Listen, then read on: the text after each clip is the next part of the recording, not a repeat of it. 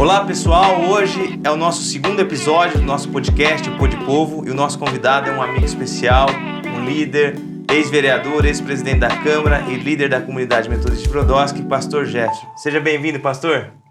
Bom dia, boa tarde ou boa noite, depende de que hora que a pessoa vai assistir, né? É um prazer estar aqui com você. Pastor, a nossa amizade já vem há algum tempo, eu tenho uma admiração muito grande por senhor. Eu gostaria de apresentar o pastor, como eu fiz com o Fábio no último programa, do meu ponto de vista. Pastor, eu conheço o pastor, eu já contei essa história para você, vou contar para as pessoas que estão nos assistindo. Eu conheci o nome antes de conhecer a pessoa. Porque eu era moleque e na cidade se falava pastor Jefferson da comunidade metodista, mas eu conhecia o nome, não sabia se era alguém alto, magro. Cruzava comigo na rua, nem sabia que era o pastor Jefferson. Eu conhecia o nome, pastor Jefferson, que é o líder da comunidade metodista, e eu ouvia já, porque eu sempre fui político desde moleque, se o pastor Jefferson se candidatar um dia, ele ganha estourado e tal, porque ele é querido, ele tem uma comunidade muito grande, com muitos fiéis. E conheci o nome antes de conhecer o pastor. E quando eu conheci a pessoa maravilhosa que o senhor é. O senhor tem a minha admiração por todos os aspectos, como um pai de família, como líder religioso, como um ex-vereador, presidente que foi no meu primeiro mandato, foi meu primeiro presidente e fez uma gestão muito competente. Então, quem conhece o pastor sabe que o pastor foge só da esfera de um líder religioso. É um homem de fé, um homem bacana, um homem admirável. E assim, Deus nos presenteia com a sua amizade. Durante todos esses anos, né? Muita gente chega para mim e fala, mas você é o pastor Jefferson? Eu falei, sou eu. Porque as pessoas imaginam que um pastor, né? E ainda que eu ando de terno na cidade, que eu tenho que andar de terno pela cidade, né? E aí eu vi a gente de calça jeans, assim, que a gente é comum, né? Sim. E eu acho que o ser humano tem que ser assim, né? Eles assustam, né? E quando eu era mais novo, agora já tô velho, né? Eu cheguei aqui e eu tinha 26 anos, né? Aí as pessoas olhavam assim para mim e falavam, mas você o pastor? Pastor, como que é liderar uma comunidade evangélica numa cidade que há 30 anos atrás era massivamente católica? O senhor enfrentou alguma resistência? Como é que foi esse início e como que a metodista foi criada e ampliando nos últimos anos? Não, primeiro eu nasci na igreja católica, né? Minha família é muito católica, eu me converti na igreja católica, eu me converti na renovação carismática. Então eu conheço muito, eu fui criado dentro da igreja católica, né? Eu frequentava, eu era vizinho da catedral, fui criado dentro da catedral, depois na renovação carismática fui para Santo Antônio, né? Então esse universo de católico era o meu universo, né? Meu habitat natural, né? Eu não tinha intenção nem de ser crente, né? Quanto mais ser pastor, né? Eu queria conhecer a Bíblia. Aí eu cheguei para um pastor, falei, olha, eu quero conhecer a Bíblia, mas eu não vou ser crente. Eu sou católico, né? Ele falou, não tem problema, né? Eu fui aprendendo a Bíblia, acabei me tornando evangélico, né? O pastor era metodista, eu fui para a igreja metodista. E eu vim para Brodowski para dar estudo bíblico para os jovens que queriam conhecer a Bíblia também. Também não tinha intenção de ser pastor, não tinha intenção de mudar de Ribeirão Preto. Nessa época eu fazia direito e na minha cabeça eu ia ser advogado e ficar em Ribeirão, né? E as coisas foram acontecendo de uma forma que nem eu programei ou previ que aconteceria, né? Eu, de repente, foi crescendo aqui. Casei nesse meio tempo, aí eu falei pra Janete, eu acho que eu vou ter que mudar pra Brodowski. Naquela época o Brodowski tinha 30 mil habitantes, né? É pequeno hoje, você imagina naquela época, né? Aí eu peguei e falei, ela falou, de jeito nenhum, nem pensar, mas não mudo pra Brodowski mesmo, né? Só que aí o tempo foi passando, ela virou pra mim e falou assim, olha, eu acho que a gente tem que mudar pra Brodowski, né? E mudei, não achei casa em Brodowski, naquela época Brodowski era uma cidade muito fechada, e não tinha casa para alugar aqui, porque aqui naquela época é o seguinte, quem já tinha casa já tinha para quem alugar, né? Pessoa de fora não conseguia entrar na cidade. Aí eu aluguei uma casa em Batatais, mudei para Batatais, comprei a casa que eu moro até hoje, né? Tô lá até hoje, né? Aí mudei para cá, foi a melhor opção da minha vida, né? Brodowski é maravilhoso, né? Morar em Brodowski é um privilégio, né? E apesar do senhor ter um tio que foi vereador muitos anos de Ribeirão Preto, ter isso dentro da família, esse viés político, esse lado político na família, o senhor se interessava por política antes? Não. Ou não? Não, eu sempre gostei de política, de economia, né? Mudei para Brodowski, teve resistência, mas eu nunca assim, eu sempre me dei bem com... Na época do Padre Rossini, a gente fez vários eventos juntos, né? Você chegou a conhecer o Padre Rossini? Sim. O Padre Rossini foi uma pessoa muito bacana, né? Eu não tinha problema com essa questão de... Alguns católicos acho que tinha problema comigo, mas eu nunca tive com eles, né? Eu nunca pensei... Eu passei muitos anos votando em Ribeirão, Mesmo por morando causa aqui. do meu tio morando aqui, e também porque eu não queria me envolver com a política local, né? Até na época acho que do Mensalão, não sei o quê, eu encontrei com o Marcelo Fossa no 3J, e fui brincar com ele, né? Ele, mas e o local, não sei o quê, né? Mas eu vivia meio alienado, sabe, assim, do que acontecia dentro de Brodowski. Você não se importa com o que acontece na cidade, né? Eu vivia meio alienado mesmo, assim, porque eu não queria me envolver. A comunidade metodista já tinha eleito representantes antes do senhor ser vereador. Porque que momento que o senhor decidiu? Falou, não, agora eu vou ser o representante da comunidade metodista. E como a comunidade recebeu esse interesse seu ou essa candidatura sua a vereador? Eles assustaram, né? Eles assustaram. Porque eu nem votava aqui, né? Eu votava em Ribeirão Preto porque eu fazia questão de não me envolver, né? Eu acho que o que aconteceu comigo aconteceu com todo o Brasil, né? A igreja evangélica, até um certo momento, ela tinha a mesma postura que eu. Ela não queria se envolver com política, né? Não é que a gente não votasse ou não tivesse talvez um candidato de preferência, alguma coisa assim, mas a igreja, de uma maneira geral, né, não se envolvia com a política. A minha linha evangélica, né? Porque eu falo evangélico, eu acho que é tudo um pacote só, né? Todo mundo que é protestante tudo. Não, tem por exemplo, as igrejas televisivas que a gente fala, né? Que é Universal, Igreja da Graça e Mundial, é um ramo que não tem nada a ver com a gente não tem contato, não tem relacionamento com eles. Tem a linha neopentecostal, que é minha, né? E tem a linha pentecostal, que é Deus é Amor, Assembleia de Deus, né? Brasil para Cristo, são igrejas mais pentecostais, né? A minha linha neopentecostal, de igrejas históricas, metodista, presbiteriana, congregacional, batista, né? E avivadas, elas não queriam se envolver. De uma maneira geral, elas não tinham envolvimento nenhum. Aí a esquerda sumiu, o Lula sumiu, no princípio foi bom, não tinha nada de ruim, de repente eles começaram a colocar as manguinhas de fora, né? E eles criaram aquela PL 122, eu não sei se você lembra disso. Acho que 2009, 2010, 2008, mais ou menos, acho que foi isso. Não lembro de cabeça. E a PL 122, ela propunha criminalizar a homofobia. De uma forma que ia ter que tirar textos da Bíblia. Eles queriam, assim, oprimir as igrejas, né? Aí qualquer coisa que se falasse dentro de uma igreja virava crime. Aí despertou a igreja, né? Você acha que o interesse da igreja evangélica, em todas as suas vertentes, em participar do cristão protestante, participar da política, foi para combater esse avanço da esquerda? Ou era para preservar as questões mais conservadoras? E a esquerda chama até os evangélicos de fundamentalistas por defender os textos bíblicos. Esse foi o avanço da comunidade evangélica na política? De uma maneira, então, é lógico, eu estou inserido dentro de um contexto. É ação e reação. Eles agiram e causou uma reação da igreja, né? Porque, veja bem, a gente crê na liberdade, respeita a liberdade de todo mundo, né? A gente não sai na rua batendo nos outros. Você nunca viu o evangélico batendo, brigando pelos seus ideais. A não ser discutir ideias, mas você não quer... O evangélico, ele não tinha aquele negócio de querer oprimir ninguém, obrigar as pessoas... Não tem como obrigar a pessoa a ser crente.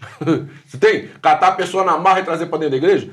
Há um respeito, né? O que eles fizeram? Eles pegaram a maneira como eles começaram a avançar era uma maneira opressora, desrespeitando o que nós cremos, né?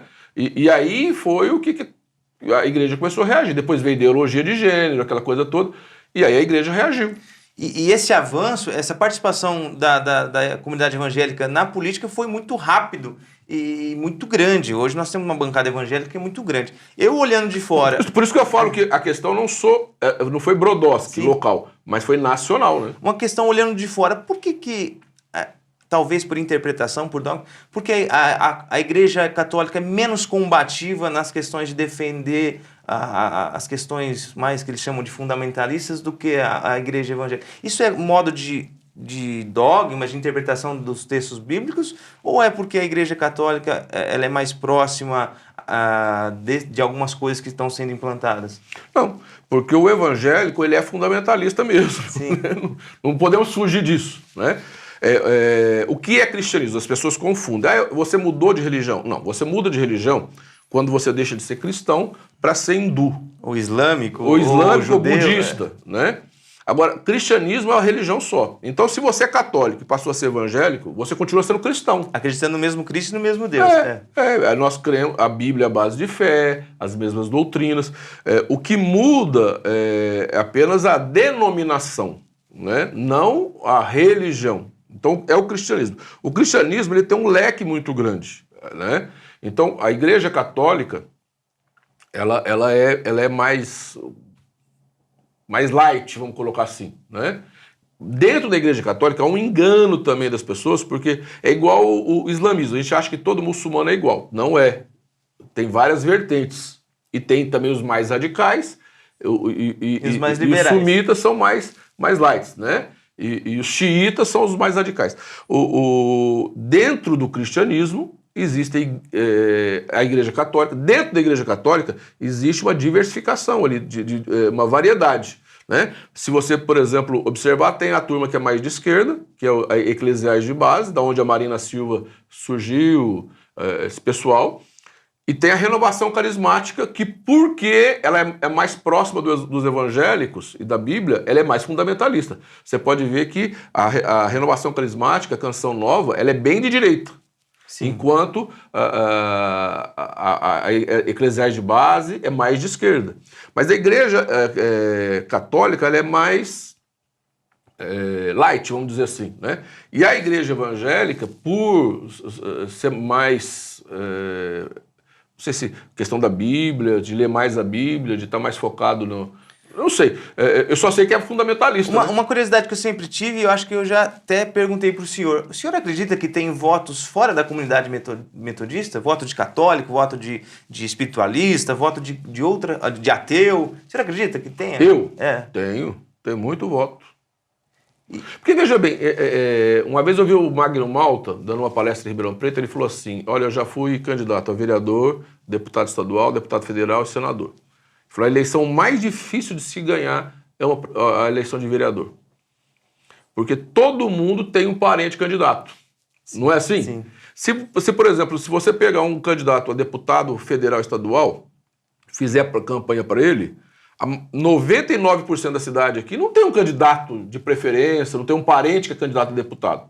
Então é fácil você até conseguir aquele voto. Agora, você já está no segundo mandato. Sim. Eu tenho uma comunidade. Aqui dentro da comunidade, todo mundo tem um parente que é candidato, né? Todo mundo tem um... Eu sempre brinco com o senhor que a minha família materna é toda da comunidade metodista. Então... E você acha que todos os votos da sua família foram meus? E nem todos foram meus. Ué. Qual que é a cultura em Brodowski? Um pra esse, um pra aquele. Isso. E não ficou só entre nós dois. Sim. Eles devem ter votado também. Por exemplo, a mulher do seu tio, a Leurde, ela é irmã do Lalá. Sim. Não é? Quer dizer, olha, ela é irmã do Lalá, casado com o Expedito, que é seu tio, né? E os dois frequentam a minha igreja. Pra você ver como é difícil o voto de vereador. Eu sempre falo assim, que não é fácil, mas uma eleição de prefeito, principalmente na nossa cidade, que sempre teve dois candidatos políticos, ou é o A ou é o B. Então é mais fácil. Se eu não gosto do A, eu vou votar no B por exclusão ou vice-versa. Agora, para vereador, você tem uma lista de candidatos que todo mundo é próximo, não tem como. Você sabe disso, né? E quem aqui da comunidade sabe do que eu estou falando. Eu nunca usei o púlpito para falar de política. Nunca. Isso é uma das coisas que nós admiramos no senhor. Você tem uma estrutura aqui, uma comunidade enorme para a nossa cidade, em números, né? E a minha admiração do senhor e de outras pessoas que eu ouço é que o senhor não usa a sua comunidade e nem os seus fiéis para se promover politicamente. As pessoas votam em você sabendo que você é candidato, eu diria assim, por gravidade, né? A primeira eleição minha, tinha gente da igreja que não sabia que eu era candidato. E isso também foi uma dificuldade. A primeira eleição, porque depois até eu me soltei mais, né? Mas a primeira eleição foi quase que meio secreta, vamos dizer assim. Tinha gente da igreja que não sabia que eu era candidato. E eu falei agora de grupo, pastor. Lá em 2008, quando o senhor foi candidato a vereador pela primeira vez, como é que o senhor escolheu o seu candidato a prefeito ou o seu grupo político para disputar aquela eleição? Eu resolvi entrar na política por esse motivo que eu te falei, que a gente foi vendo a situação, por alguns motivos também dentro de Brodowski, que a gente foi vendo assim, né, que precisava qualidade, a gente foi olhando, eu fui observando, né, talvez o Marcelo Fossa me ajudou na questão de falar assim, você não enxerga, não sei o quê.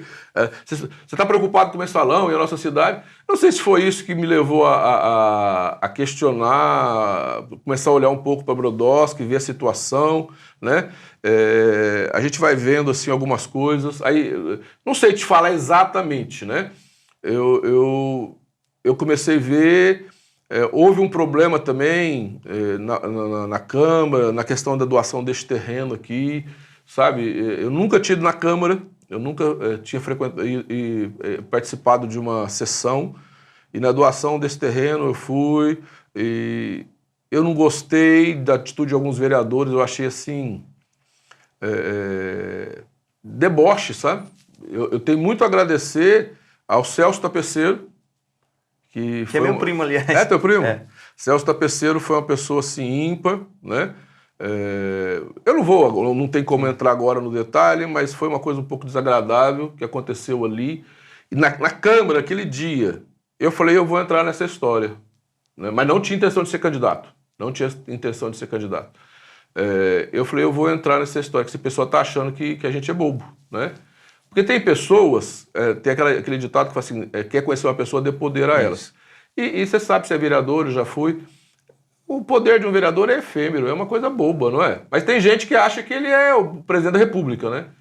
E aí, a atitude ali de alguns vereadores, eu falei, se esse pessoal tá brincando com coisas sérias, estão achando que a gente é bobo, né? Foi onde eu resolvi entrar na política. A doação desse terreno que a gente deve muito ao Celso Tapeceiro, ao Zé Luiz. O Zé Luiz era o presidente da Câmara. Na época, ele parou a sessão, chamou o Dr. William, que era o procurador, e refez lá a questão colocou o Celso Tapeceiro como relator, né? Não dá agora para falar detalhes, né?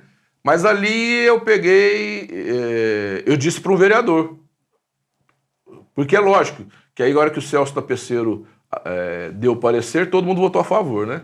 Mas a gente não é bobo, né, Elif? Aí eu falei para um vereador assim, eu falei, olha, hoje você perdeu muito voto na comunidade. Pastor, ele nunca mais foi eleito. O senhor passou todas as experiências que um vereador pode passar. O senhor passou por 3 prefeitos diferentes, o senhor foi oposição em algum, situação em outro. Qual os estilos de governar dos 3 prefeitos? O senhor passou pelo Alfredo no seu primeiro mandato, pelo Elvis no segundo mandato e no último mandato do Zé Luiz. O senhor tinha dificuldade ou aproximação com algum? Você não elegeu o melhor ou o pior? Como que você analisa esses 3 prefeitos do qual o senhor foi vereador e às vezes oposição, às vezes situação? Ixi, isso aí é uma pergunta... Não criticar ou falar mal, ou das dificuldades ou aproximação. Eu procurei o Zé Luiz na época porque eu queria uma pessoa imparcial. E eu achei o Zé Luiz uma pessoa mais imparcial. Porque se eu vou no Zé Fabre, Aqui em Brodowski é assim, ou você é Zé Fabre ou é Zé Grande. Ou pelo menos era, né? Coisa, aí, não sei se, mas na época, né? E aí, aqui na igreja tem pessoal que é do Zé Fabre, Zé Grande, é meio Corinthians e Palmeiras, né? Não é? Sim. E aí eu falei, se eu for para um lado, eu automaticamente me torno inimigo do outro, e vice-versa, né? E o Zé Luiz, na época, era a pessoa mais imparcial, né? Aí eu fui lá e falei, eu vou entrar no seu partido. Professor, né? Eu achei que pelo fato de ele ser professor, ele ia investir na educação, porque nós temos uma preocupação muito grande com a educação. Não que a gente não se preocupe com saúde, segurança e outras coisas. Que é a base da sociedade. Mas, para nós, para mim, pastor, a educação é importante, né? Por isso que eu procurei o Zé Luiz e queria, assim, ajudá-lo, investir nele, porque, para mim, eu já tive propostas, já fui em congressos, para montar uma escola metodista particular aqui em Brodowski. Mas veja bem, eu monto uma escola particular aqui em Brodowski, as pessoas têm que pagar, concorda comigo? Sim. Eu não tenho dinheiro para bancar. A gente banca o projeto. Mas uma escola, eu não tenho como bancar. Eu vou cobrar. Se eu cobrar, quem vai vir nessa escola? Filho de rico. E classe média alta. Quer dizer, o meu povo, eu não vou poder colocar na escola da igreja. Eu falei, eu não posso. Para mim é ridículo eu fazer uma escola e o povo da minha igreja, a maioria, não tem condição de colocar um filho numa escola particular. Eu falei, para que eu vou abrir uma escola? Eu falei, então eu tenho que investir na escola pública, né? Porque o meu povo está na escola pública. E foi com esta ideia de ajudar o Zé Luiz sabe, a crescer. A gente se preocupa com todas as áreas da cidade, mas a nossa visão na questão da saúde, porque o futuro está na escola. O futuro não está em outro lugar. É aquela criança, por exemplo, hoje você tem quantos anos? 28. Você entrou na política com quantos anos? Acho que desde moleque. Não, mas você foi vereador. Candidato a vereador com 18 e vereador eleito com 23. Com 23 anos. Você já era advogado, né? Então você teve a chance de ter uma educação diferenciada. Você não é de uma família rica, mas teve a condição de fazer uma faculdade de Direito. Você é uma pessoa muito inteligente. Mas não adiantaria você ser inteligente se não tivesse tido a oportunidade de fazer uma faculdade. Sim. A faculdade de Direito te deu condição não só de se eleger, porque muitos podem se eleger, mas você se elegeu e fez a diferença. Tanto que quando foi para ser presidente, o que eu disse para você? Eu só vou ser presidente se você for secretário. No meu primeiro secretário. Se você não for secretário, eu não quero ser presidente. Porque eu conheço, já estava na casa, e eu precisava de um secretário que auxiliasse. Do seu potencial, né? E foi melhor secretário da Câmara. Obrigado. Porque ele entende tudo. Você tinha capacidade, você fazia ata, você fazia tudo, né? Eu fazia a pauta. É isso que nós queremos para todas as crianças. Que elas tenham uma chance de poder estudar, que elas tenham uma chance de poder crescer, fazer uma faculdade. Graças a Deus, os jovens da igreja hoje, na sua maioria, fazem faculdade. Isso para mim é uma alegria muito grande. Então, nós queríamos investir no Zé Luiz para ter uma educação diferente. Sabe? Por isso que quando eu vejo também a educação de Brodowski hoje, a maior decepção da minha vida é ver o que está acontecendo com a educação de Brodowski. Abrindo o coração aqui um pouquinho. Porque esse projeto, sabe, passava muito pela ideia de se valorizar a escola, valorizar professor, valorizar aluno, dar qualidade para as escolas, para que amanhã as crianças de Brodowski possam fazer uma faculdade e aí nós vamos ter uma cidade diferente. Porque, né? Apesar de, por exemplo, o ex-prefeito Zé Fabre e o ex-prefeito Zé Grande são professores, mas a comunidade brodowskiana nunca viu o professor antes do político. O Zé Fabre era político, o Zé Grande era político. O Zé Luiz tem algo diferente porque ele é o professor Zé Luiz que se tornou um político. Então, assim, as pessoas vislumbravam nele uma pessoa... Os outros eram políticos professores. O Zé Luiz era o professor político. E é por isso que tinha uma expectativa muito grande que na gestão dele a educação fosse melhor. E nós vemos que a educação hoje, comparada a outros governos anteriores, ela deixa a desejar. Olha, na época da Ana de Fiore... Ana de Fiore, né? Isso, não estou falando errado, né? É Fiore? Isso. Brodowski era... no índice... eu acho que era em 8º lugar no estado, alguma coisa assim, eu não lembro agora de cabeça, peguei assim, mas era nossa posição ali no ranking do estadual era muito boa, né? Pastor, vamos falar sobre a sua presidência, começar pela eleição. Na eleição de 2016, a qual eu fui eleito a primeira vez, o senhor estava indo para o seu terceiro mandato, e o senhor se dispôs e se colocou como candidato àquele primeiro biênio, de 2017 a 2018. O senhor partiu dos colegas de Câmara que haviam sido reeleitos? Como é que foi isso? Nunca pedi um voto. Eu nunca cheguei para ninguém e falei, vota em mim. Você sabe disso, eu não fiz campanha. Na época chegou um vereador para mim e falou, eu voto em você. Eu falei, obrigado. Aí chegou outro vereador e falou, eu vou votar em você. Chegou outro vereador e falou, eu vou votar em você. Eu cheguei para o Zé Luiz, falei, Zé Luiz, os vereadores estão dizendo que vão votar em mim. Nós somos um grupo e eu entendo que um grupo deve se reunir e discutir essas coisas em conjunto. Num churrasco que houve lá no Preguim. Isso. Você lembra? Sim. Né? Eu cheguei, o pessoal começou a me abraçar, falou, ô presidente. O pessoal até que não era vereador. Então o assunto já estava rodando, né? O senhor tinha medo ou vontade? Não tinha nem medo nem vontade. Gente, ser vereador, ser prefeito, presidente. Oh, Jesus! Ser presidente, como diz a Bíblia, enfado e canseira, né? Você não... É muita responsabilidade, não é? Eu, na minha idade, vaidade, essas coisas, não pega mais, né? É só trabalho, né? E eu já tenho bastante, né? Não preciso de... Aí, eu cheguei pro Zé Luiz e falei, Zé Luiz, eu acho que a gente tinha que sentar e conversar. Aí você lembra, você participou, nós fizemos uma reunião lá na TV, porque eu pedi pro Zé Luiz fazer a reunião, né? Eu falei, porque grupo é grupo, né? E por questões do destino, seja ser engraçado, naquela reunião, o meu candidato não era o senhor e acabou sendo o meu candidato na presidência. Mas naquela reunião, a maioria resolveu que seria eu, né? Ué, eu também acho que democracia é democracia, né? Se a maioria quer, o que a democracia fala, né? Ué, se a maioria quis, eu fui presidente, né? Acabei sendo eleito presidente. Isso para mim, sabe, a vida ela é muito, muito rápida, a vida é muito tola, tem muita coisa nessa vida pra gente se preocupar, por exemplo, com a vaidade de ser presidente.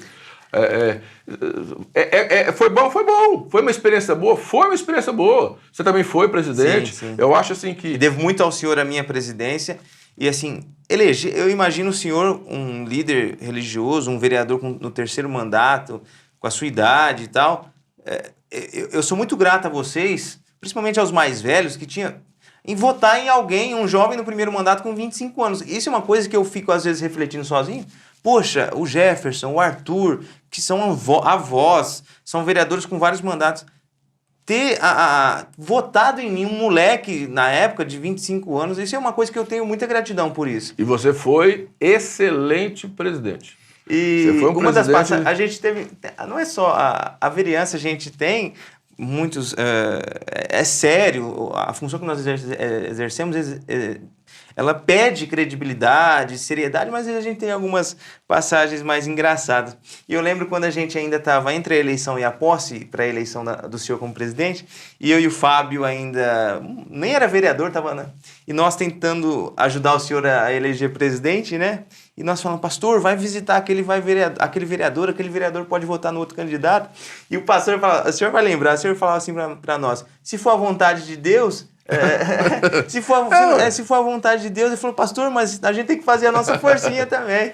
E o pastor numa tranquilidade, numa paciência, não, Alifer, se for a vontade de Deus, e é por essas e outras que eu admiro muito o senhor. Tem outra você foi presidente, você não tem benefício nenhum e corre o risco de ter problema. Sim, concorda comigo? De repente você tem que prestar contas, tem que contratar advogado.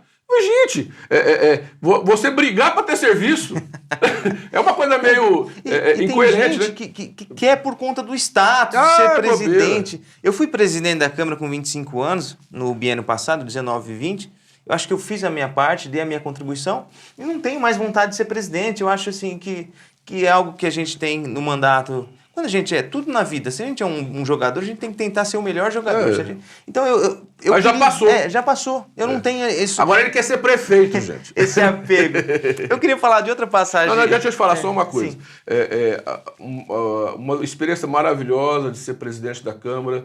Para mim foi assim, uma coisa especial ser presidente da Câmara, foi me relacionar mais com os funcionários da Câmara. Isso. Né?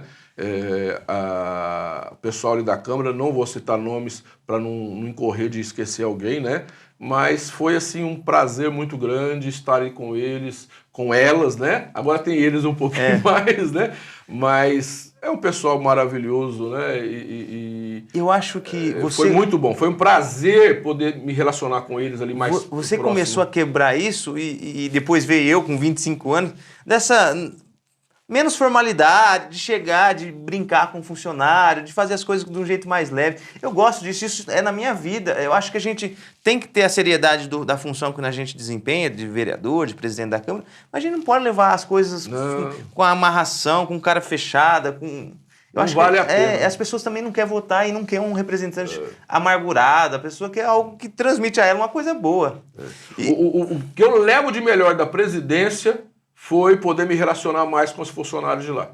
E os funcionários eles vestem a camisa daquele presidente, eu admiro muito isso. Eles querem ajudar aquele presidente e ajudar também os trabalhos da Câmara, então eles são bem fiéis ao presidente e ajudam bastante. Pastor, vamos falar de outro momento que, assim, que eu tenho no mandato que o senhor, e assim, não é na política. O senhor tinha feito uma viagem para Israel, me parece, no nosso mandato passado, e o senhor tinha passado pelo Egito. Eu lembro dessa passagem, eu conto para as pessoas e dou gargalhada disso. E eu, desde moleque, tenho uma admiração pelo Egito, assim, eu sonho de ir no Egito. E eu lembro que o senhor postou uma selfie na Esfinge, de óculos escuros. Aí o senhor voltou de viagem e falou assim, pastor, e eu com aquela coisa de como é que tá lá? Como é que tá lá nas pirâmides, na Esfinge? Como é que é? O senhor virou para mim e falou assim, normal, Alifer. E para mim aquilo falou, normal? Eu sonho em estar lá e o pastor falando que é normal. O senhor já viajou o mundo... Como é isso, pastor? Essas experiências de cultura, o senhor já foi para lugares pobres, que são as missões na África, já foi para os Estados Unidos, para Israel, para o Egito. O que o senhor traz de bagagem dessas culturas que o senhor aprendeu? O senhor aprendeu alguma coisa lá fora? Gente, deixa eu explicar uma coisa. Eu ganhei a viagem, né? Na época teve uma especulação, tinha gente que falava até que eu fui com dinheiro da política, né? Misericórdia. Eu ganhei a viagem, né? Viagem para Israel é uma viagem cara, né? E um grupo de pastores que organizam caravanas me deram a viagem de presente, né? Então eu fui presenteado, é um presente maravilhoso, né? Aliás, vou contar uma história para vocês. Eu ganhei meia passagem de um empresário e dei para minha esposa. Por isso que a Bíblia fala para você semear que você colhe, né?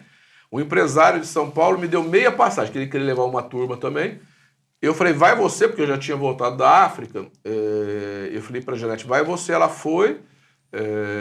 E eu semeei na minha esposa meia passagem. Eu semeei meia e ganhei uma inteira. Agora, para mim, Alifer, você chega lá nas pirâmides, sabe o que você vê? Areia e pedra. Não tem, na minha cabeça, né? Cada um é de um jeito.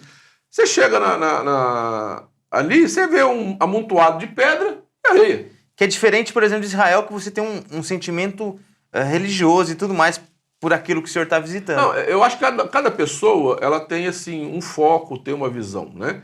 A minha visão, vou te contar como eu vejo. Você chega nas pirâmides do Egito, para mim, areia e pedra.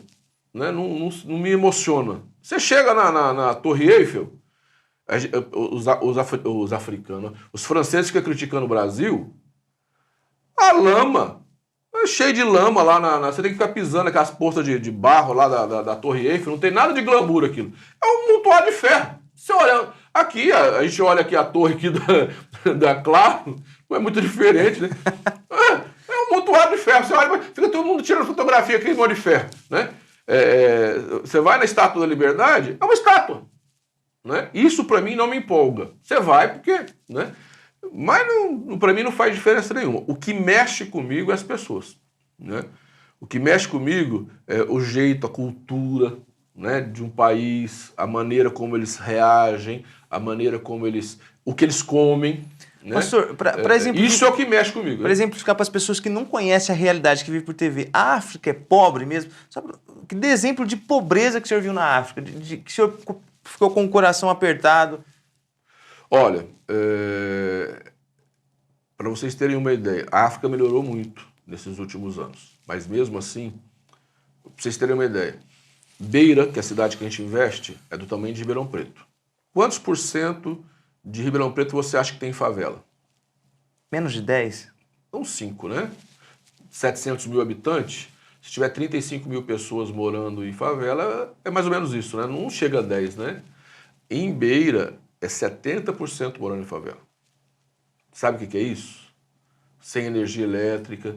E outra, hein? Não é favela como as nossas. Nossa favela tem parabólica. A nossa favela em Beira, gente, a nossa favela em Beira é classe média. É aquelas choças de palha, entendeu? Não tem água. Aí você vê que nessa época do ano que tem manga, as pessoas botam um jornal, botam as mangas tentando vender manga. Aqui você pega manga, vender manga. Sabe o que é isso?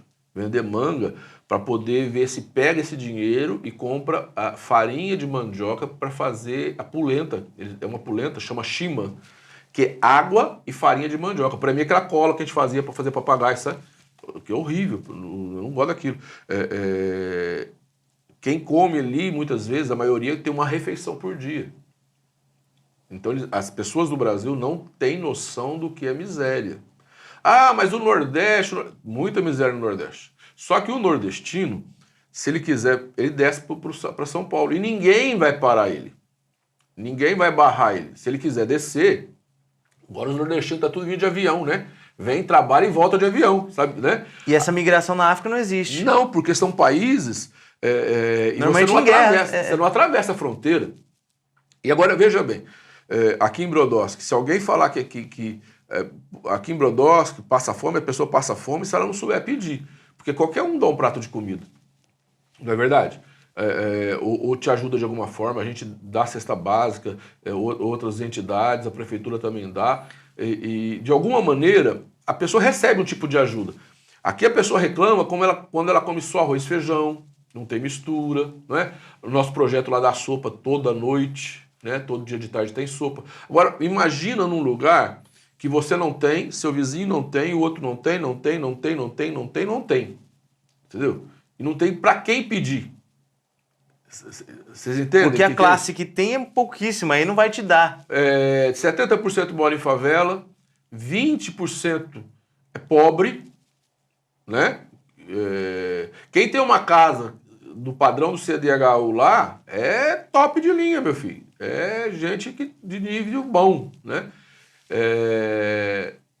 15% classe média e 5% rico, né? Tem carros lá maravilhosos, tem mansão, né? Tem restaurante, né? Eu, por exemplo, fiquei num hotel em Chokwe e tinha um restaurante embaixo do hotel. Eu sentei lá no hotel e convidei o pastor e a esposa dele para ir lá. Eu fui lá para desenvolver um trabalho e ajudar. O pastor chegou na porta do restaurante e não entrava. Eu falei, entra. No país dele, todo mundo lá é negro, a discriminação lá é maior do que aqui. Não, entra aqui. Não, tá bom. Tá. Pastor, eu falei, não, filho, entra aqui. E ele entrou num constrangimento, nunca na vida ele tinha entrado no restaurante. Aí ele sentou, eu falei, senta. Ele sentou, parece assim, sabe? E as pessoas estão lá como assim, o que esse cara tá fazendo aqui dentro? Né? Tudo negro, não é questão de branco e negro, não. Questão de social. Eu falei, o que o senhor quer comer? Não. Eu falei, né? E come, mas assim, quer dizer, tem um restaurante, mas eles não têm como entrar, eles não têm dinheiro para entrar, não adianta. É só para estrangeiro, para 5% da população. E eu imagino para o senhor e para a sua comunidade que ter projetos na África e ajudar a diminuir esse trauma, essa pobreza, deve ser muito gratificante, né? A maior hipocrisia que acontece aqui no Brasil, esse negócio de negro, negritude, não sei o quê, e não sei o quê, e defesa. Pergunta se esses negros ajudam de alguma forma os pobres. 99% tá nem aí, que é só fazer graça, né? Não adianta eu ficar defendendo, se eu fosse negro, ficar defendendo os negros e olhar aquele menino negro que está ali passando necessidade e não ajudá-lo. Não adianta. Isso é hipocrisia. Né? Gosta de ir na televisão, gosta de não sei o quê, é negro. Se tem uma coisa que eu acho assim, besta, idiota, esse negócio dia da consciência negra. Né? Pergunta se no dia da consciência negra algum negro pegou, fez uma despesa e levou para um negro pobre. Agora, para fazer uma camiseta cara, eles fazem. Então isso daí para mim é hipocrisia. Se o cara quer, se o negro quer que o negro mude, o que ele faz se ele tem condição? Vai lá, adota uma criança negra, pobre, e fala, ó, eu vou investir em você. Não precisa de levar para casa. Né? Eu vou pagar os seus estudos. Né? Eu vou te comprar roupa. Né? Então, aquela criança vai ter uma oportunidade que ela não teria. Concorda comigo? Sim. Aí vale a consciência negra. Né? Agora, quantos negros no mundo e não estão nem aí com a África? Então, para mim, é hipocrisia. Aquele povo passando fome, passando necessidade. A gente, aqui, eu estive lá agora em maio, né? Cidade de 700 mil habitantes. Pergunta para mim quantos respiradores tinha no hospital? Nenhum. Um respirador. E aí o pastor falou para mim, e tem dono. Não está pensando que qualquer pessoa vai usar, não. É só o pessoal do Partido Comunista, que lá é comunista. É só o pessoal, é pro pessoal do partido. Entendeu? Então, pra você ter uma noção, 700 mil habitantes. Lá morreu, filho, em terra. É que nem eu tive lá e deu furacão. Quantas pessoas morreu? Nunca vai descobrir. Cata, enterra e acabou. Agora, se o pessoal quer ter consciência negra, se o pessoal se importa, deveria ir lá e ajudar. Nós temos um projeto, a gente ajuda criança, porque se nós estamos com 26 crianças aidéticas. Além disso, é pobre, miserável e tem AIDS. Você sabe o que é isso? Porque lá a maior parte das pessoas pegam AIDS, eles não acreditam na AIDS. É umas coisas doidas, lá tem uns trem doidos, né? Lá ainda tem aquele negócio assim, ó. Se você morre, o seu irmão tem que ficar com a sua cunhada, com a sua mulher. Tem que casar com a cunhada. E para gerar descendência. É uns trem doidos assim ainda. E aí o cara pega a AIDS, passa para a esposa, ele morre. A esposa é uma coisa em cadeia. E a gente tem que ajudar. Né? Eu vou resolver o problema da África? Não. Mas diante de Deus, eu estou fazendo a minha parte. Né? Então a gente tem escolinha, a gente tem projeto, né? E a gente ajuda. Se em vez desse negócio de consciência negra, não sei o quê, e não sei o quê, eles ajudassem os negros do Brasil e na África, mudaria, né? Pastor, vamos voltar um pouco para a política. O senhor disputou 3 eleições, ganhou 4 eleições, ganhou 3, perdeu uma, mas assim, em votação o senhor nunca perdeu votação, o senhor tem uma média de votação. Hoje o senhor está sem mandato, mas eu disse no programa anterior, quando eu falei do senhor, que o senhor exerce ativamente o ser político do Jefferson na cidade, com opiniões, com uma participação muito efetiva. Como é que o senhor vê hoje, de fora, a política local, o governo municipal? Como é que é isso? Eu continuo na política, né? Você está lá, o Fábio, né? Tem um pessoal ali, a gente continua trabalhando juntos, né?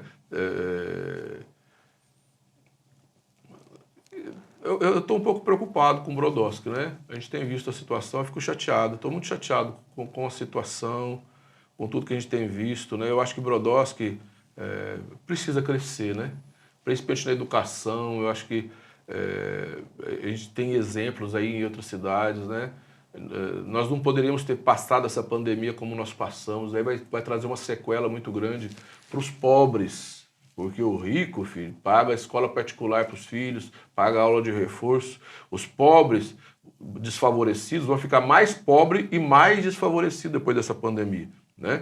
No projeto eu pedi muito para a Fernandinha manter a aula de reforço. O nosso projeto, uma das bases do projeto Iluminando Vidas, ajudar a criança a fazer tarefa, aula de reforço, para melhorar a qualidade dela na escola. O Aleph, não adianta a gente fazer nada neste país se as crianças não tiverem condição de ter um ensino melhor e fazer uma faculdade. Como que você vai conseguir um emprego melhor se você não tiver instrução? Agora, você é novo, mas você sabe muito bem que a educação do Brasil vem regredindo. O Estado de São Paulo acabou com a educação, esse negócio progressivo que eles fazem aí. Progressão continuada, né? É horrível. O PSDB acabou com a educação do Estado. Eu sou de uma época que você tinha que estudar. Eu fiquei de segunda época em português e matemática. Eu passei janeiro inteirinho, filho, estudando. Dezembro e janeiro com os livros na mão, estudando para fazer prova no final de janeiro. Sabe o que é isso? Já não reprovando. Não tinha conversa. E reprovei. Eu reprovei em português por meio ponto. Né? Eu até acho que era duro demais por ele ter me passado meio ponto, cara. mas não tinha conversa. Hoje nós temos meninos chegando na 8ª série semi-analfabetos, que não sabem ler e escrever. Um dado importante, você falou do analfabetismo, e quando eu estava na faculdade eu li uma matéria, não vou lembrar qual era a fonte, se era jornal, se era revista, que a taxa de evasão na faculdade é muito grande, porque a maioria dos alunos que chegam na faculdade... Nós não estamos falando da 8ª série, nós estamos falando da faculdade, que é a 4ª etapa da vida estudantil de uma pessoa. Não consegue acompanhar porque teve uma base muito frágil. Fraca. Agora, quando teve, né? Porque o que está acontecendo hoje... Agora, pensa comigo, Aleph, nós queremos uma cidade diferente? Queremos? Então tem que investir. A educação nessa pandemia tinha que ter investido mais na educação para manter as crianças num nível... Nós temos que investir, se nós queremos uma cidade diferente. Eu quero, meu povo da minha igreja, num nível diferente. Hoje, graças a Deus, você pega aí os jovens da igreja, se já não formaram, estão formando, 90% faz faculdade, né? Isso para mim é a maior conquista, né? Você vê jovens hoje com outra cabeça. Teus primos engenheiro, né? E assim, vem de uma família humilde, meus tios são humildes, e eu olhando de longe, são meus primos, eu tenho muito orgulho da minha tia e do meu tio terem, porque o que muda, pastor, é o objetivo de vida, a visão que eu quero para os meus filhos. Então, mesmo quando você é pobre, quando você é humilde, mas você quer que seu filho seja, que seu filho se forme, acho que Deus e a vida conspira a favor disso. Então, você falou deles, os 3...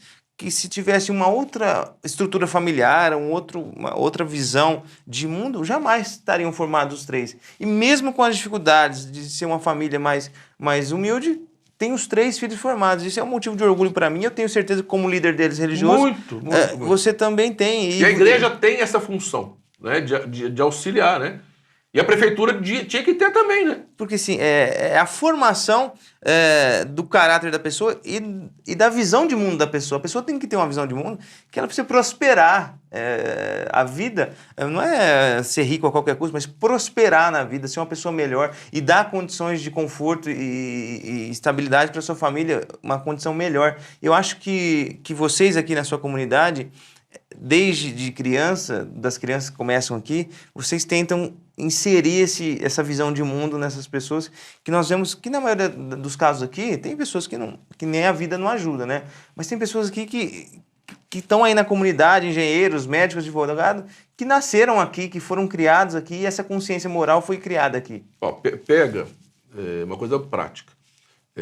Quais os países do mundo que têm o maior índice de DH, índice de desenvolvimento humano?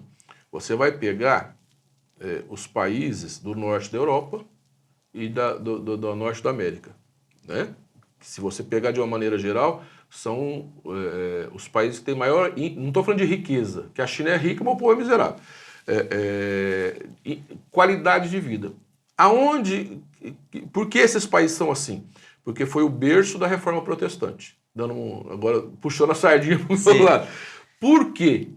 Porque quando houve a reforma protestante, e naquela época, 1500, o povo era analfabeto, E aí, o que acontece? Uma coisa muito interessante. Lutero faz a Reforma Protestante porque a Igreja Católica proibia ler a Bíblia. E Lutero, então, resolve ler a Bíblia e resolve divulgar a Bíblia. Nesta mesma época, na mesma Alemanha, Gutenberg desenvolve a imprensa, inventa a imprensa, né? Até então, Bíblia por Bíblia era escrita à mão. Você imagina o que é isso? Você escrever uma Bíblia à mão? E de repente, ele inventa a imprensa e você faz Bíblias assim, a toneladas. Não é muito Deus essa história? Porque bem na mesma época, no mesmo país, Lutero faz a Bíblia, a reforma e Gutenberg inventa a imprensa. Cria a maneira de propagar a reforma. Porque também você não ia conseguir. Você imagina, né, na mão. Isso daí divulgou no norte da Europa e foi para os Estados Unidos. Qual a diferença do Brasil para os Estados Unidos? A cultura. Nós somos questão de qualidade naturais, potencial natural maior que os Estados Unidos. Lá neva, lá tem furacão, tem tudo. Canadá, Dinamarca, Suécia, Inglaterra. Qual é a diferença? Esse pessoal começou a ler a Bíblia. Quando a pessoa começa a ler a Bíblia, a mente abre, né? Você falou dos teus primos. A mente foi abrindo, né? A mente, as pessoas... Agora tem gente na igreja que não lê Bíblia. Aí também não muda, né? A Bíblia, se você botar na estante, ela fica lá, não vai resolver nada, né? Botar no Salmo 91, não tem energia positiva nenhuma isso. Agora, as pessoas, elas começam a abrir a mente, né? Vai abrindo a mente. E isso daí vai mudando a maneira da sociedade pensar, né? Você pega a Coreia, que em 1940 era uma nação mais pobre que o Brasil e hoje é uma potência mundial, e as maiores igrejas hoje estão na Coreia, né? Mudou a mente do povo, a cabeça do povo mudou a nação, né? Por isso que a gente entende que se nós queremos uma nação diferente, a parte do Brasil que nos cabe é Brodowski. Não adianta eu ficar brigando com o Brasil e não fazer a parte que nos cabe, que é Brodowski. Se nós mudarmos Brodowski, nós já fizemos a nossa parte. Concorda comigo? Sim. E é investir na educação dessas crianças. É investir. Se nós queremos uma sociedade daqui 20 anos diferente, mais evoluída, nós temos que investir nas crianças de hoje.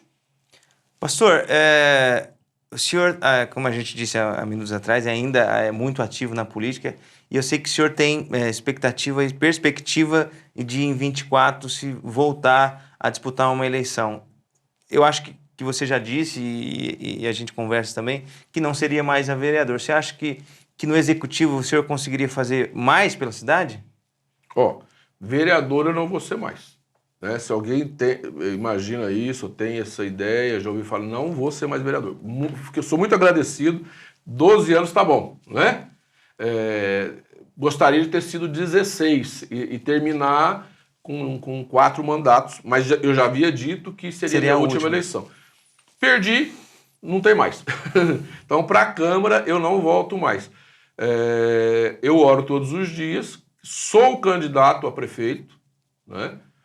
Sou candidato a prefeito, oro todos os dias, porque eu não quero fazer nada na minha vida que não seja da vontade de Deus, né? Mais do que, veja bem, uma andorinha não faz verão sozinho, não é assim que fala? Sim. Brodowski, não existe um salvador, ninguém faz isso, uma pessoa sozinha não resolve. Brodowski precisa de uma equipe de gente com a cabeça focada na coisa certa, né? Eu quero fazer parte dessa equipe. Eu me coloquei como candidato a prefeito, mas muito mais importante do que uma pessoa ser candidata a prefeito, ela ter um projeto, né? Tem gente que quer ser candidato. Tem projeto? Não sei nem o que é isso. Tem que ter um projeto e tem que ter uma equipe. Porque se não tiver uma equipe de gente madura, gente que ama a cidade, sem vaidade, tem umas pessoas aí que é muito vaidosa. E não é isso. Que ama a cidade e que quer ver uma cidade diferente, a cidade não vai mudar. Então, mais importante do que ser prefeito é nós termos uma equipe, um grupo que realmente faça a diferença. E eu vejo que uma possível candidatura sua ou de pessoas desse grupo nessa próxima eleição, vai quebrar algo de bipolaridade da cidade, de grupo A, porque seria assim, um grupo saindo dos grupos com pessoas que pensam, que têm projetos iguais, que podem ter sido adversários no passado e tudo mais, mas assim, que hoje se unem para um melhor da cidade, porque... gente, eu falei no primeiro programa que partido político é feito de ser humano. O senhor mais que ninguém lida com o ser humano. Então tem os bons, tem os ruins. O PSDB tem gente boa, tem gente ruim. O PT tem gente boa, tem gente ruim. Alguns têm mais ruim do que bom, né? Mas assim, quando as pessoas se unem em prol de um projeto de cidade, nem é projeto político, porque eu acho que é um projeto de cidade. Eu acho que nós temos que ter um projeto para a cidade, não para a minha vida pessoal, nem para a sua, isso é importante e isso traz ainda uma esperança para as pessoas. Que você sabe, eu sou político também, as pessoas têm apesar de ter aumentado a participação das pessoas na política, de ler, a internet facilitou mais isso. Hoje o povo está bem politizado. E as pessoas, quanto mais conhecem a política, mais desacredita, porque aposta um não dá certo, aposta no outro não dá certo, aposta no outro, isso vai descreditando a política. Então eu acho assim, quando as pessoas veem pessoas que elas consideram que tem credibilidade, que tem respeito, que é decente, que tem honestidade, se juntando para um projeto de cidade, eu acho que isso é muito bom para a cidade. Aleph, eu vou te fazer uma pergunta. Você conhece cidades no Brasil, com todo o problema que o Brasil tem, que são diferentes, porque tem uma gestão diferente? Algumas sim. Então é possível. Sim, essa visão eu fui quebrando no próprio mandato. Não é aquela questão assim, não é impossível no Brasil. Não, tem gestões... Tem cidades que têm gestão boa, não é? Por exemplo, nós tivemos a votação das contas de 2017 no último mês de novembro. As contas que eram de parecer desfavorável ao Tribunal de Contas do atual prefeito. E eu tinha, mesmo com 4 anos de mandato, a pré-concepção que todas as cidades da região era assim. Que nenhum prefeito... Era impossível um prefeito ter as contas aprovadas. E tem. Todas as cidades da região tiveram as contas aprovadas em 2017. Então, eu falei, opa, a minha cidade... eu, como político, ou desde moleque, nunca vi uma conta ser aprovada aqui em Brandós pelo Tribunal de Contas. E eu achava que isso era unânime, que todas as cidades tinham as mesmos problemas, mesmas demandas, e ninguém conseguia ter as contas aprovadas. Porque o que a gente ouve não tem jeito. É assim, não tem jeito. É assim mesmo. Quem entrar lá não quem entrar vai se ferrar. Vai ser assim. Aí eu até falei isso no meu discurso na Câmara, que isso é uma síndrome de vira-lata nosso, que nós nos satisfazemos e nos conformamos, que nunca tivemos uma conta aprovada e vai ser assim com qualquer um. Aí você pega cidades até mais pobres, com IDH mais baixo, com orçamento mais baixo, terem as contas aprovadas na região inteira. Não é algo assim, metade. 80%, 90% das prefeituras com as contas aprovadas. E isso foi um ensinamento para mim no meu 5º ano de vereador. Eu tive 5 anos para mim saber que as outras cidades tinham as contas aprovadas. Então é possível. Então, assim, isso me despertou. Eu falei, opa, Brandós está tudo errado. Se as outras cidades vizinhas conseguem com um orçamento menor, com prefeitos bons ou ruins, é obrigação nossa. E se nunca teve, alguém tem que ter as contas aprovadas. Alguém tem que cuidar melhor do dinheiro público. Isso não é impossível, porque você olha em volta. A gente tem que copiar o que é bom. Se você vê cidades que conseguem ter uma gestão financeira e orçamentária aprovada pelo Tribunal de Contas, que é um órgão técnico, nós temos que fazer, que é obrigação nossa. Nós não podemos ser menos que ninguém. Nós devemos fazer a lição de casa. Aleph, a Igreja Metodista de Brodowski, ela está bem assim, a estrutura dela para uma cidade como Brodowski é bem acima a estrutura da igreja. Nós não inventamos nada. O que nós fizemos? Nós fomos aprender com quem tinha condição de nos ensinar, né? Então nós passamos a vida indo em lugares, em congressos, em seminários, aprender com aquelas pessoas que tinham mais condição que a gente, o que elas tinham para nos ensinar, né? E trazer para Brodowski ideias novas, né? Então, quem conhece a igreja sabe que a estrutura que nós temos, ela é uma estrutura muito boa, né? Para uma cidade, você não vai encontrar facilmente uma igreja como a nossa numa cidade de 25 mil habitantes, né? Mas não é invenção nossa. Não é porque, sabe, caiu do céu e porque aconteceu. Não. Há 30 anos atrás, a gente fazia vaquinha, fazia bazar da sobremesa para mandar 2, 3 num congresso e aprender. Então, isso daí eu entendo como assim, gestão, nós temos que você está falando de cidades, e aprender e trazer para Brodowski o que dá certo em outros lugares. A título de exemplo para as pessoas, eu vou usar o senhor. Imagine que Batatais, Jardinópolis, Ribeirão, todas as cidades da região, as igrejas metodistas tivessem ar-condicionado. Só a título para as pessoas entenderem. A igreja de Jardinópolis arrecada muito menos que a tua. A de Batatais, muito menos. A de Ribeirão... E eles têm... Não seria um motivo de vergonha para o senhor? Você não, eu conhecendo o senhor não iria lá também fazer de tudo para colocar na sua... a título de exemplo. É a mesma coisa. Se eu sou, isso que eu tô falando, se eu sou o gestor e todo mundo, até com um orçamento menor que o meu, consegue pôr a casa em ordem, consegue ter as contas aprovadas, eu teria vergonha. Eu sou bem assim, deixa eu achar a palavra correta aqui. Eu gosto de enfrentar desafios. Eu queria ser o primeiro prefeito a ter as contas aprovadas. Lógico, por mim lógico. E pela minha cidade. Lógico. E outro, se você sabe que uma outra cidade tá desenvolvendo um trabalho, e aquele trabalho ali tá tendo resultado, vai lá e aprende, caramba. Aprende e traz pra cá, concorda? Sim. Se a educação de um outro lugar é modelo, né? modelo, vamos sentar lá e perguntar. Até aconteceu uma coisa engraçada, porque tinha uma igreja de Batatais, hoje ela é muito grande, Igreja Batista da Lagoinha. E eles vieram aqui e aprenderam com a gente. Mas o pastor de lá é muito inteligente. E ele desenvolveu muitos outros métodos. Aí eu peguei um pessoal, estava conversando, eu falei assim, olha, vocês vão lá, sentem com o Juliano, para ele ensinar o que ele está fazendo lá. Aí teve um irmãozinho aqui, um senhor mais velho, né? Falou, mas pastor, ele aprendeu com a gente. Agora você vai mandar lá para aprender com ele? Eu falei, porque agora ele está nos ensinando. Ele que tem condição de nos ensinar, nós vamos lá aprender com ele. Né?